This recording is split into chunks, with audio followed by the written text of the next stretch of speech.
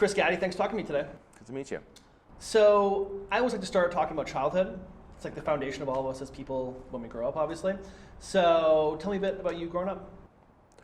I grew up on the East Coast of the United States, originally from New York. Grew up in the suburbs of Jersey, and it was what I understood to be a fairly typical kind of upbringing.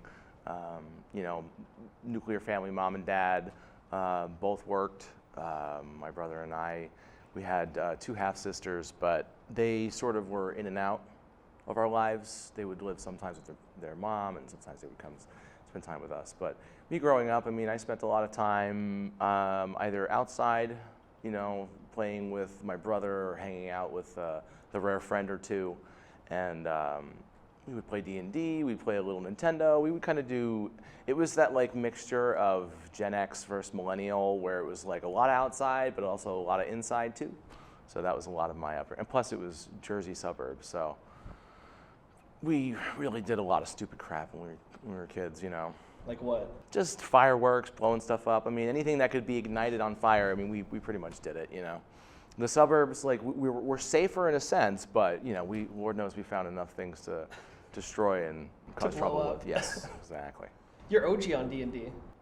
Yeah, we were first edition. So, First edition? Mm-hmm. Yeah, I should say, I was first edition for like a little tiny bit of time, but most of my time was second edition. Sure. Yeah.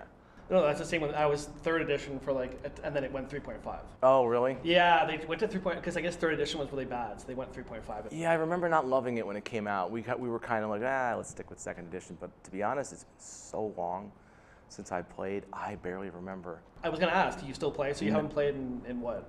Oh, God, the last time we attempted a campaign was 10 years ago. And that was with some friends, and I DM'd for a little bit. I think we were playing 3.5, I think.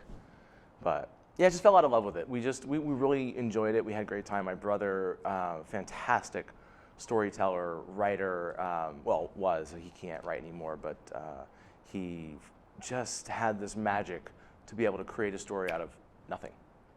Tell me about your brother. He's a little older than me. Right now, unfortunately, he is at the end stage of MS. So he spends all of his time living in an assisted living facility. This has been the last couple of years. His medical condition has gotten to him to this point. So now, unfortunately, his wife is unable to care for him. So that's where he spends his days being cared for. And it's a good facility. It's a really, that I'm thrilled about, because the facility he was at before was not great. But he and I growing up, I mean, we were always each other's kind of, base, each other's rock. I mean, I've talked a lot about this on my stream. I haven't mentioned it, but I do stream on Twitch, and I do talk a lot about my real life, sort of where I come from mentally. And a lot of that dips back into childhood, as it does with all of us. For me, I find freeness in talking about it, comfortability. I enjoy that conversation. And when it comes with him, I think what made us so close over the years was the fact that we did have such a volatile upbringing. It wasn't a violent upbringing, but there was always like the threat that there might be, or it was my father. He was what we like to call back then a functional alcoholic, because he held down a job and he did this and that and the other, but it was all just a bed of excuses to make our situation feel less, awful. It's the same thing that most people do when they try to cope with a situation they can't get themselves out of. So for us growing up, we found a lot of solace in each other, a lot of safety in each other. So I would say, my brother and I's relationship is pretty close. I mean, I would say the last 6 months, it's been a little more challenging as the role of everything has changed, and the nature of, everything has changed essentially. His outlook on life, his view towards things, our conversations are different. I've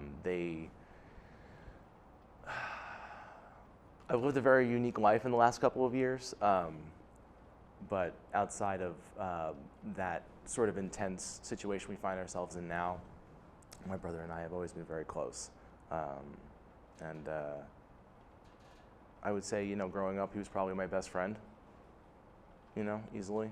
And it sucks to see him where he's at, but I'm glad that despite the situation, he is, at least for now, in a place that can care for him and they treat him well. And yeah. What's something that you want people to know about him? Just something for the world to know about your brother. His imagination. I don't know. I've seen people tell stories out of anything, out of nothing. And there are just some folks who have that, who are imbued with that ability, and he was instantaneously from when he was a kid. I would love the world to know what a brilliant mind he was. He's written, he wrote a book recently. It was his one last attempt to be able to write something from beginning to end, and yeah, I would love for people to know that, he is a beautiful, kind, and incredibly imaginative human being. He always. It was funny. I talk a lot about his intellect most of my life, and when you ask me that question, the first thing I think of is his imagination, which the two aren't. That's not. And I find something in myself with that, because it's like, oh no, I always did talk about how smart he was, and one of the brightest men I've ever met in my life. I mean, legitimately, I think just for the hell of it, I think one year he did a Mensa test, and actually was accepted into Mensa. Wow. Yeah, so I don't know if he's ever, there's like yearly dues or whatever, but for a time, yes, he was a member of Mensa. I mean, that's how brilliant he is. It's hard to, do that thing, that little dance of like was, is, but when I say was, it's not that he's gone, it's just things are different. Life is different, and saying was, I don't think disrespects anything about him as a person. It's just, that's how it goes. No, I definitely think, yeah, you're spot on that. And yeah, just a great mind. Yeah. Was he with you after 9/11? Yeah. Tell me a little bit about that, because that is a story that I've already heard, but I want people to know. Okay. I think that's just, yeah. Tell us about what happened after 9/11. Well, sure. So that was part of my upbringing, as far as, because I was still pretty young. I was an electrician. I worked for the North Jersey Electricians Union at the time, and that's key to this conversation. And yes, he was around then, and actually he's always tried to talk to me about it on and off throughout the years, but there's not a lot to really talk about with it. So I was working in construction at the time, and much like everybody, we all heard, we were all around the radio, and then we left for the day. But the reason I'm bringing this up is because nobody knew what to do. Like, there was this feeling of folks wanted to do something. I don't know how much you might remember or how old you were at the time, but there was, I don't know. I know people say it a lot and it sounds so corny, but it was a very unique, very different feeling. At least it was on the East Coast. Like, I lived in Jersey. We had people in our town, nobody that I knew personally, but people in our town, our tiny little town of Manalapan, who were affected by this, and so many others were, of course. But there was this air of like, we got to do something. And I had a friend of mine, Dan Miller, who still lives in Jersey, still an electrician, all these years later. It's funny, actually, I was the one who got him into being an electrician years ago, and now he's still, all these years later, still working as an electrician. Yeah. So I don't remember what the impetus of the conversation was that like got him to be involved in wanting to go, but I was just like, hey, would you go? I think it was just like, we've known each other, we're bros, I love you, man, let's just do this kind of thing. But we had no idea what the hell we were doing or why we were going. So how old were you guys? I was I was just turned 20. I had just turned 20. He was 19, because his birthday was always a week after mine, or 2 weeks after mine, whatever it was. So he hadn't quite turned 19 yet. So he was 18 actually. young men. Just You're basically we were kids is what I'm trying to Yeah. illustrate, essentially, yes. And we were skilled in the sense that we were both electricians, but like what the hell do we know about removing, like any of that? It was just like things happen, we need to go do things. So we decided to take the bus into the city. It took us a while. We got there and it was sort of chaos, but it was sort of wasn't because it had been a few days. So much of the city was shut down at that point as far as like people weren't going places. There weren't a lot of, folks around that had anything going on. It was just like those who lived there, those who had to come and go for work, that was it. The streets were pretty clear. It was very creepy. And so when we got off the bus, we traveled to the west side of Manhattan where the Javits Center was. It's a big, every city's got their large convention center. That was where one of the convention centers was. I think there's probably another one, whatever. Sorry, I'm rambling. So that's where a lot of the hub of activity was, and where we met folks that were like, well, go here and get involved with this, and no one knew what the hell to do. And there were trucks coming, and there were, I've never been in the military before, but I've heard what they're called. They're like deuce and a half. They're big military vehicles. And they were just like people diving into them to go down, because it was just whoever the hell can get onto these vehicles just goes down. So we missed out on that. And I spent the rest of the night trying to find a way down. We couldn't. I had an aunt and uncle that lived in Midtown. So I called them. I said, hey, we're going to need to crash at your place. So they had just come from some interfaith meeting where they were having, a religious ceremony, but, interfaith with everybody. And we chatted. We slept over that night, went back to the Javits Center that next morning. And then we got in contact with somebody who was like, hey, go to the armory, the National Guard Armory on 5th Avenue.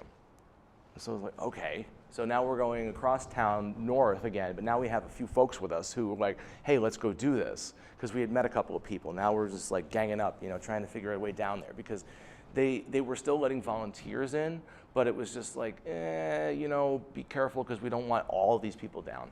But they still needed some help. So we traveled up to the National Guard place. We get in there and we're like, hey, we heard we could sign up through you to get credentials to go down there. Like, well, what do you do? And this is where the union card came in. And I was like, well, I'm an electrician. I'm like, okay, fine. So they took that and they had me and my buddy and they gave us little ID badges, and I still have that ID badge to this day. I could even send you a picture of it at some point. Yeah, it was through the National Guard Armory. And then after that, there was probably, I think maybe about 10 of us. I have to get the photo to you too, because there was, I think I showed it on stream, but there's a photo of all of us back in front of the Jacob Javits Center, because that's where they sent us down to muster. And they're like, well, you got to wait there for a few hours for transport. Well, we'll get you guys down there. We didn't want to wait, so we just walked. We walked from the Javits Center down to the Trade Center site. It took, I don't know, probably about 45 minutes to an hour. It was a long walk. And that entire walk, we were talking, we had our equipment with us. I don't know, I think I was literally walking with a crowbar at one point. I'm like, I don't know what the fuck I'm gonna do with this crowbar, but I've got it, and if I'm gonna use it, it was such an odd thing. What was the scene like when you were walking? Like, were there people? Because New York's so busy. No, that was the thing I was gonna say. It was like people talk about in those movies where like the streets are empty, but but they weren't empty, because if you've ever seen what the West Side Highway looks like in movies or pictures or whatever, it's just I don't know how many lanes there's on either side, but my point is going down from one section all the way until you hit the American Express building, which is across the street from where the Trade Center site was originally.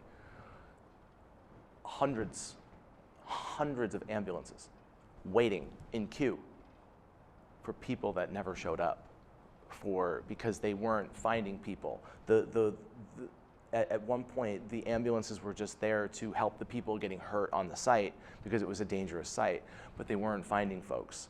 So that was the day they basically, and that's why we were only there for a little while. So we got to the site. It was chaos and no one knew what to do. I mean, it wasn't even chaos. It was just, I don't know. Imagine hundreds of people that all had the best intentions in the world that wanted to do something, and there was nothing left to do. they had done everything they had come to do as far as helping people was concerned in that search and rescue operation. And it became fairly obvious that was the case for us. Like, okay, guys, you're here, but this isn't going to be what you do, So we just jumped in wherever we could. We moved stuff around. We moved pallets. We got crap out of the way for people. At one point, I'm not kidding when I say this. I had a guy who was a lieutenant from some area of fire department operations. This guy grabs me and he's like, hey man, I need your help. I've got XYZ commodes that need water poured down them it was a hotel across the street. They were putting doctors and everybody that they could to get back into this, like that they needed in the area. So it was doctors, medical personnel, people that just to treat on site because they did need folks that were that close to the site.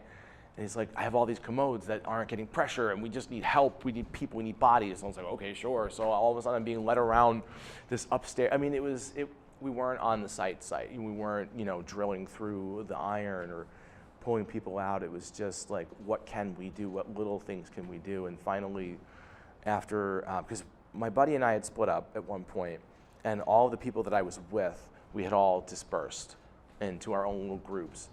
And by the end of the day, it was just me, him, and one guy we had met from Washington, D.C. left over, this guy Ray, I'll never forget him. It was so funny because I asked, all the guys we met, I'm like, why are you here? We all asked each other that. Answers were pretty standard across the board, like, well, I want to do what I can, or I love this, or I love my country, or I want to help people. And his was, I have a son that was just born a year ago. And, I want to be a part of something to help people, so maybe someday he'll have something to be proud of me about. And I was just like, well, I'm sure he will, but that's a pretty good thing to think about, or that's a pretty good reason to go, I suppose. I don't know. So we said goodbye to him, dropped him off at Penn Station, and then I dropped my friend off at the bus station because I wasn't quite convinced that I couldn't still. There was some other organization I wanted to check with because I had more time I could just take that week, And eventually, even I had to be like, all right, there's nothing left for me here. So took the bus home, and it was really weird. Like, you just knew it was kind of over. Like, we walked up on our way out of the site, we walked up the West Side Highway, and there were people all over the place, doing, trying to give out water and food and stuff like that. And it was kind of over. But I'm glad we went. I'm glad that we did what we did. I wish there was more we could have done in the end. But I also try to, at this age, remember, like, I was a kid. I was 20. I had no business being there in the first place. But it was just something that, like, I felt like I had to try. And, not to be too overly poetic, but life is effort, and, why not? Yeah. Yeah, I definitely knew that I wanted you to tell a story, and that's exactly why. Did you stay being an electrician for a while after that? Because you said that you were then, but obviously you stopped being one. No, not much longer afterwards. No, actually it's not true. I'd say about a year and a half. So yeah, I guess not too long afterwards. Trying to think of the timeline of my life. I've had a lot of odd jobs and weird little, things I've tried here and there. And yeah, that was the end of that one. I moved out here in 2002 to Arizona, sorry.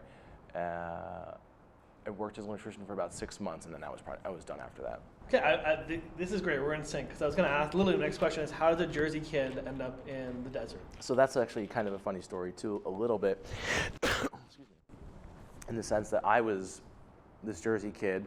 I wasn't going to school. I had no college desire. I was done being an electrician, and I had wanderlust. I'm like, well, Salt Lake City, Arizona, or New Mexico. I want to move somewhere warm. In retrospect, this was the place, warmer.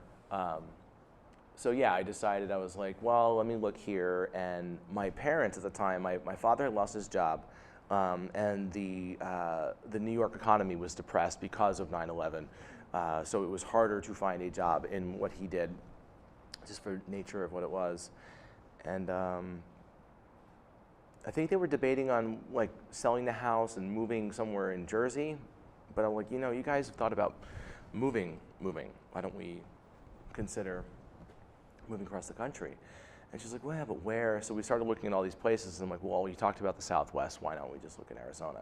So we started looking at prices of houses and decided, okay, well, you know, why not take a look? So my father and my brother, who at the time was married to his first wife and had their first child, all came out here and were like, hey, yeah, after like a week of being out here, this place is nice, the cost, you know, differential as far as like what we make versus what you know, and that's what brought us out here. And then a few years later, he, you know, my brother and his wife got a divorce, and he met his new wife in 2007. And I met my wife, Sydney, in 2004. So just a couple years after we moved out here. Really? So she's from here? Yes, she's born and raised, which is pretty rare, actually. Really? Yeah. I mean, it's a little less rare now, but back then, to find somebody who was actually born and raised out here was fairly uncommon, because so many people come from so many different parts of the country. East Coast, West Coast, or the Midwest. Like, there's so many folks you'll meet that come from elsewhere. Oh, why do you think that is? I think it's just the idea that, you know, well, I mean, years ago it used to be, you know, you move out here for your allergies because the weather is nicer and stuff. Now it's not so much. I mean, your allergies pretty much follow you everywhere. I have terrible allergies, so. Same. Yeah. So you convinced your family to move out here? Like, you were the one who was like, hey, this is Yeah, an basically. idea. Yeah. Which is weird because, you know, I was a kid, Yeah. but I mean, Yeah, it kind of you're a just smart worked kid. out. And it worked out for them, I guess? They like it here?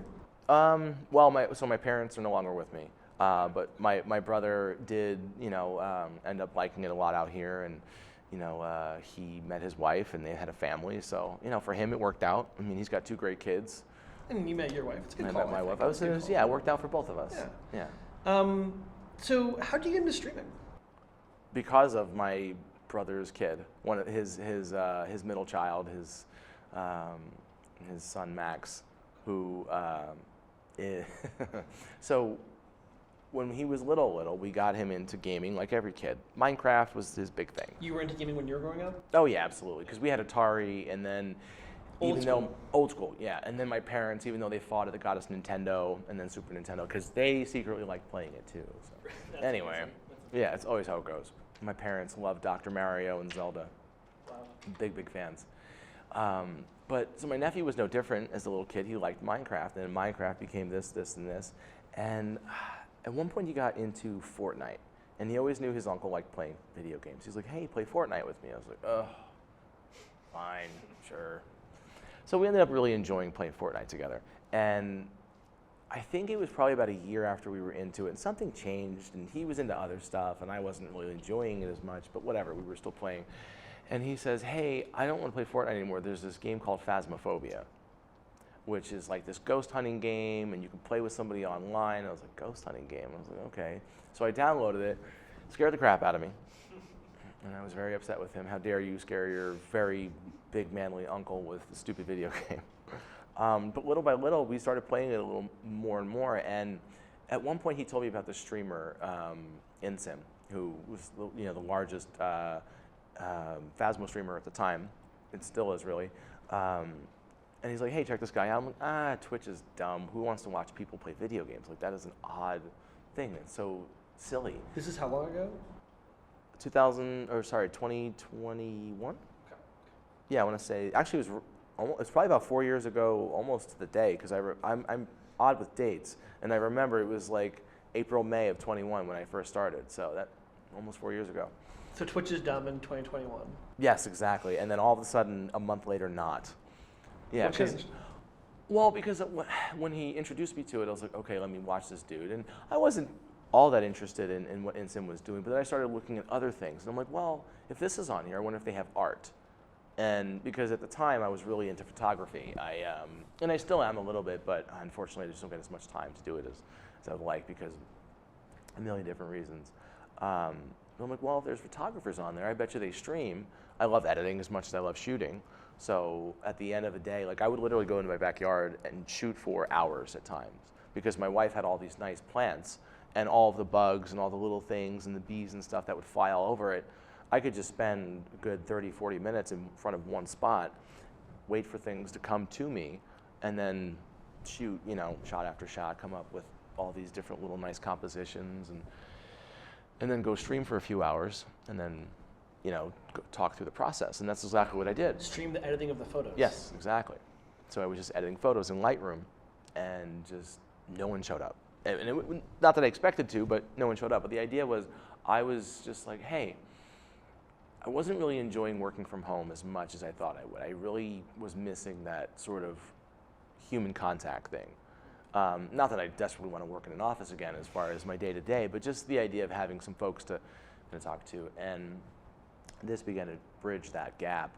And then that's when I realized a few weeks into it, after I started watching all the Phasmo creators, because once I started watching InSim, I watched others, and I met a lot of the folks that I hang out with now, talk to now, including the stream team that I'm on currently. So it was it just made sense that I started streaming horror games, because I'm like, well, I do that a lot more than I edit photos. And then just after the course of a couple of months, that's when people started showing up a little bit, and that's sort of where I started on Twitch. You're going for partner now, right? I am now, yeah. 4 years later. That's pretty good. So, yeah. Or I call you Sid, actually, I should say. So that's your Twitch handle. Sid, yeah. Where'd that come from? That's an amalgamation of my wife and I's names. Oh. That's like my name, her name, squished together. There was a game years ago called Mafia Life, and it was like this text-based, like internet mafia game. I needed something that sounded like a mafia name, and I was like, what do I do? And I don't know what I got the inspiration from, but I took our names and I just squished them together, moved around the letters, and that's what I came up with. Sigletti. Yeah. That's cool. That makes complete. Once you said it, I'm like, oh yeah, this makes sense. Which is really annoying for so many people, because, and this was, again, I had this handle since 2006 or 7.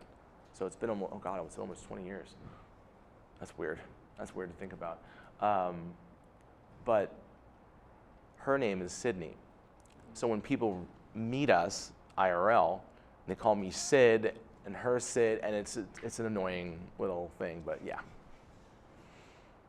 When did so you take photos? Do you have any other like creative outlets, or is that your main? Photography is pretty much it. Yeah, I mean, I think now the creative outlet exists within Twitch itself as far as editing video. It's given me a broader sense of what it is I want to do as far as creativity is concerned. It's given me a direction. I actually, through this, as much as I want to keep gaming and stuff, I want to do more with it. I really, and that's been kind of a thing I've been thinking about a lot lately as I approach partner. Forgive me. Like, what's next? Like, what do I do with this partner badge? Like, do I just enjoy it? And I stream and I just see how things go, and I use, the community to like grow more to try to do charity stuff, or, earn money and do charity stuff. Like, what do I do with it? So for me, I will do all that stuff, but I also want to do more as far as having conversations with people that matter. Outside of all of it, I think for me, when I think of, growing into Twitch partner and getting more people that, show up and more numbers and so on, it's like, why do I want them there? It's because of the conversations that I have.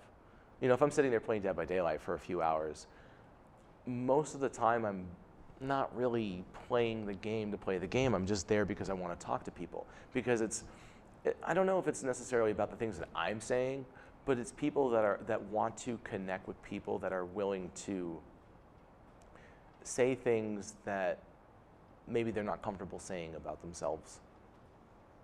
And I kind of use those insecurities and those things to be like, hey, yeah, like me too. And I draw that a lot from my recovery.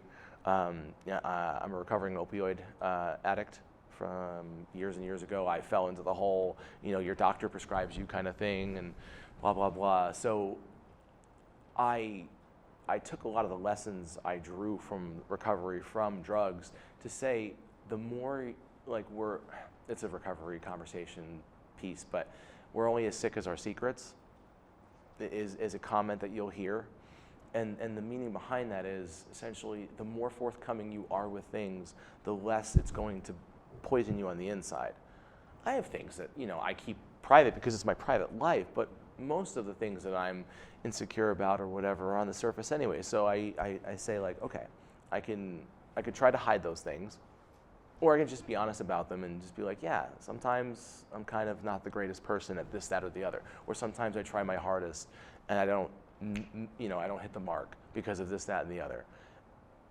It's allowed me to connect with people in a way that I didn't expect to in this space. It's something I've always done in my life, just conversationally, but to do it in a space where people are drawn to and want to be around, that's odd. And also something I like being a part of. I like, building a community that way, making people feel comfortable. Hey, he can either talk about something stupid like a fart joke or, make me cry with something he says. I don't know. To have that, it doesn't have to be one thing in my mind. I think it's a really good approach, first, because you said a lot there, and there's a lot. Yeah, sorry. No, it's really good. But I think overall, my comment would first just be like, I think that's the right approach of you in terms of you're getting this thing. How do you, what's your response to that? And I liked how you broke that down on both sides, right? Where it's like, oh, it is this nice thing that you can have and be like, hey, I have this thing, but also what are you going to do with it? I really like that. I think that's really great. Tell me about, because this is a very common story in this country, I would say, and I'm from Canada, so in our country also. But tell me, if you don't mind, about your recovery, your addiction. Oh, sure. Yeah, happy to do that. So mine, like I said, started very typically with go to the doctor, bad back problem kind of thing. Mine was in 2007. So right at the height of when they were prescribing Oxy and stuff like that. It was right there. My back had gone out for whatever reason, and it was worse than anything I'd ever felt before. The mornings, oh God, my back, but you can get up and go about your day and kind of deal with it. This was not that. This was I can't walk kind of situation. So I went to the ER. They gave, I was like, well, I don't want. I wasn't really I was always a little nervous around meds. I didn't like taking meds. Just it was an irrational fear back then, more so than anything else.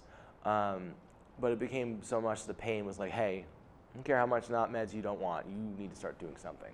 So we started off like everything, Vicodin, Percocet, and then when I went to my doctor, she was like, well, the Percocets I can give you more of, and then put you on OxyContin, which is the slow release thing. And I had heard at the time, plus my father was an alcoholic, and that was it 2008, so the year prior had taken his life due to alcoholism. So I was a little concerned with the idea of getting on a substance that might make me addicted. And she gave me the company line of, only X amount of people get addicted and, blah, blah, blah. I mean, it was I remember all these years later when the movies and the documentaries come out and they talk about the conversations that these sales folks had with the doctors. I was like, oh, look at that. Yeah, I remember that conversation. So that's how my sort of journey started. And unfortunately, it was, my life at that time was, not unlike now, there was a lot going on. I seem to always be surrounded by some kind of drama, but it's nothing that I started. I mean, my father, he took his life, and then the year later, I was going through life. I mean, I was working and everything, but then my back had done what it did, and I slowly was getting more and more dependent on the meds. It was becoming well, are we in pain, or are we self-medicating kind of thing. Were you aware of that? A little bit as time went on, yeah. Yeah, especially in 2009 into 2010, because I had my first surgery. It was unsuccessful. I was looking at another one. And in 2010, my mother passed away during that time, and I hadn't had my second surgery. So that, at that point, was the fuel that I needed to really just Go at it. yeah. So it was to the point where I was going through all of my meds way earlier. I mean, the Percocets were gone, like within the first week, and the OxyContin I was just chewing through because I didn't want to I wasn't a snorter kind of user. I was very much like, let's just chew this and I'll just nod out for however many hours. And I'm sorry if it's a little descriptive, but this is the reality of what it was. And I got very close. If it hadn't been for the fact that my back was actually still a problem, I probably would have started copping out in the streets. And that was probably the only thing that stopped me from doing that. Because I mean, I lived in Sunny Slope, which is a little further south than here. And I mean, it's a city. You can go anywhere and pretty much find dope somewhere. And our neighborhood was no different. But I just didn't for whatever reason. So my family was like, hey, come on, why don't we get you a little bit of help? So they sent me to a local outpatient rehab. The thing was, I had actually kicked off of opioids for a while, because that was a thing, like every month, because I did not cop, I would run out. And I kicked every single month. That's how insane, we're talking about how messed up, how messed up addiction is. I kicked for, I was great for 2 weeks, I kicked for a week, and then I hated life for a week, and then I was good. And boy, oh boy, did I go to the pharmacist come on, let's go. Yeah, that was the insanity of it. So I would get through all of that dope sickness, and then start all over again. Yeah. So that was my journey through that. That's crazy, because it's I guess, because in my mind I'm like, oh, you go through hell basically. Yes. And I'm very blessed to not be addicted to really anything, maybe sugar. Right. Definitely sugar. Yeah. But where I've had to have some kind of crazy separation from that thing. Sure. And so in my mind I'm just thinking yes, you get through that week of hell or whatever, and then I guess it's just because it's this legal thing. They're yeah, come get your pills. And you're I'm going to go get those. Because, of course, in your mind, yes, you've gone through hell, but it's oh, I still want those pills. So, if I can get Absolutely. Them. Yeah. So that was month after month for a while. And the insane part was my poor wife was a hostage back then, because she was the one who had to, she was the one who was working. She was the one who had to take me. She was the one who had to deal with, bringing me to the doctor to get the prescriptions and then go to the CVS at 4 or 5 in the afternoon if she's worked a full day, sitting there with her husband who's still sweating because I haven't quite kicked everything, it hasn't quite gotten out of my system. So clearly I'm still, this was my reality for quite a long time. I would sit there for an hour or two sometimes waiting for them to fill my script, just so when I got in the car I could just go. Yeah. Strong bond between you and Sydney. Yes, without a doubt. And thankfully so, because getting her through what she's gone through in the last couple of years has been, it was a necessity. They say divorce rates are very high after cancer, and I now understand why that is the case, because so much does change. I would say, not that you asked, but I mean, there's as much work before, during, as there is after. After seems like its own type of issue. So, but yes, I mean, the strong bond thing, I think, because we don't have any kids and we don't have that, it's only ever been us. It's only ever been what, us for us. So yeah, I mean, that strong bond, thank God, is what has kept us together and kept, through all the very awful difficulties. Through life, right? I mean, yeah, like any relationship you'd hope. Yeah. No, but what you said is true though in terms of the rate. So it is. It's something you hope, but at the same time, it is. You guys obviously have a strong bond, because that's a lot for both of you to go through. Yeah, it is. So, go back to Twitch. Sure. You've been doing that for 4 years now, basically. You were saying, and you're about to hit partner. Hopefully. Fingers crossed. Yeah, hopefully. You were talking about what you were going to do with that, and you were saying in terms of maybe having some money for yourself. Because you have a lot of, I see your streams, there's average, we'll just like, we'll lowball it, but we'll say like average, like just under 100 viewers. Okay. Lots of subs, lots of, I'm sure, like redeems, Right. bits, whatever. You don't make a lot off Twitch? Not in the sense, I mean, I make enough to help with the bills that we have, but relative to what I was making when I was working, no, I wouldn't say it's a lot. I mean, I think to help support some of our bills and stuff, yes, for sure. And I'm fairly honest with my audience about that. I mean, I don't tell them which bills, but I mean, it helps pay the Verizon bill or the water bill or the, you know, the power bill. Absolutely. Or help groceries and stuff too. But it's hard to make a living on Twitch is basically. Oh, yeah, for sure. I mean, for me to make a living, I don't feel comfortable with the idea of simply just making a living off of Twitch. But I think that, I don't know if that's more just, I'm a little more old school in my thinking as far as how like an earning is made. Because when when you stream on Twitch, you're a self-employed entity. You're responsible for your taxes. You're responsible for your health care. You know, your own benefits. If you want to save for retirement, that's on you. No one's putting money into a 401k. So these are all elements that I think about when I think about earning money in a situation. And Twitch just isn't that. I mean, let's just say for the sake of argument, I somehow miraculously did way better on Twitch and I made enough money to sustain. What's to say that doesn't change at some time after? And that's why I don't ever say, like, when people ask, oh, are you gonna do this full time? I'm like, For my vision for my Twitch sort of life and how this will be for me going forward is to have it be a part of my life. If it helps me financially, awesome. If it helps me get to goals in my life financially, fantastic. I think I would like to focus more on, you know, it's a challenge because I'm in this place of, it was a hobby, now it's a job kind of thing, so it's like that space between.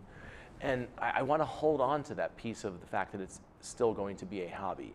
You know, yes, of course, I think this will help eventually, you know, do some things for us financially, but that's not my goal.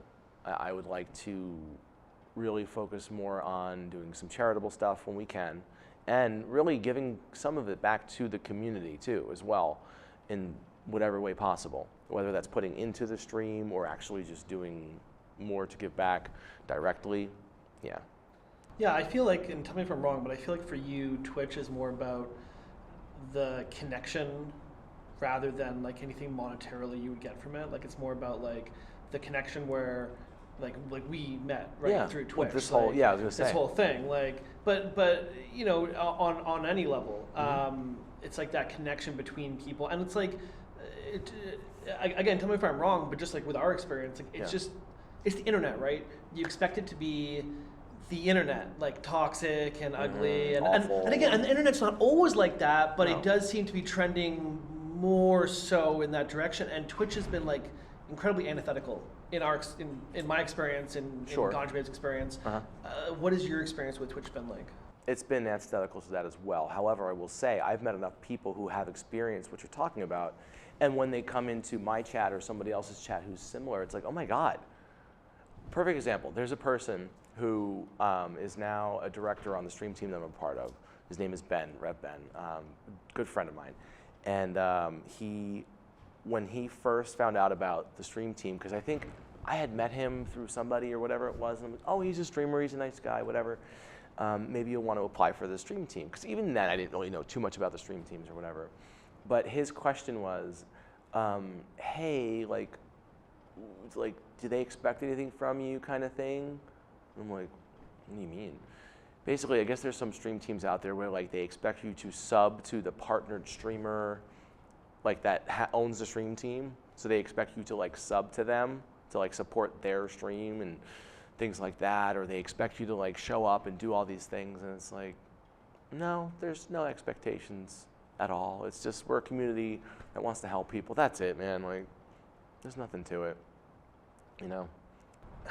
Yes, sir, go ahead. No. I was going to say, and I think that's kind of what surprises people at first, because there is no expectation. I mean, like, we're all just on the internet. We all have our lives. We come and go as we please. You know, I mean, there are people from so many walks of life. Like, I really didn't know what to expect when I got on here. I mean, you know, you're going to meet people, but you know, folks from so many walks of lives. There are teachers, and there's a streamer out there who's a PhD cryptographer. I mean, there's just a lot of folks who do a lot of different things. It's so many different walks of life. It's basically, it's a good place for people to come together. I just think that a lot of folks aren't as aware about it. You know, they have that sort of like older, you know, the idea of watching someone play games is dumb. But it's not about that. It's more than that. It's the connection, it's the talking, it's the conversations. It's feeling like, hey, these are people who get me. If nothing else, you know, it's people who get me. Discord's a big part of that too, right? Very big part of that. I think without it, I don't know how popular or stable Twitch would be. I mean, maybe they would have come up with something, but I think having Discord sort of in tandem with Twitch is a necessity. There's like a symbiosis. Sure. There is, for sure. And like, I'm not quite, but we're both old guys, like, in terms of the internet. Right. So for me, tell me if you agree with this, but I find Discord, I get like a really old school like message board vibe almost on it, right? Like it's very like this basic format for it. And there's a lot more you can do obviously than like old message boards back in the day. For sure, yeah. But it has that same like base DNA in it. And I don't know, I feel like there's something like just pure in that where it's not like algorithm to death, it's not advertised to death. It's just what it is. And you can really customize that. Yes. Yeah. I enjoy that experience too. And I think it's necessary too, and I think it's also something that allows your community to live outside of just those few hours when you're streaming. You know, it's like if you want to be an asshole about it, you can call it a marketing thing, but that's essentially what it is because, you know, people, it's in their face, it's there. But realistically, I think more so it's just a community thing. People feel like, hey, if I want to, you know, something's funny, I know these people over here are going to love this. Or I know this community over here will love if I post a picture of, I don't know, a cake I made or something. Like, there are these little pockets that pop up very organically out of this. And I think Discord, like you said, that symbiosis is necessary. I don't know. I mean, I guess it would exist and always has, but you know, I think the popularity of it is helping. They feel very interlinked for sure. Yeah, for sure. Yeah, I don't know. The more I think about it, the more I'm just like, I keep visualizing my mind as like it's this giant playground that you can just play any game, like, and there's all these different games, and anybody can play, and then you can find your people. Like, I don't know, it just feels like a lot of people who maybe had trouble finding their like crew in real life or like in wherever they live. Yeah. It feels like a lot of people who like have come together online to do that, to like find their groups. I would agree with that. I mean, I think I've definitely met some folks I consider extended family at this point. I mean, I've talked about it on stream. My friend Jen, who's Peggy Rogers 96 on Twitch. I mean, they're essentially family at this point. I mean, I know their husband, I know their kids.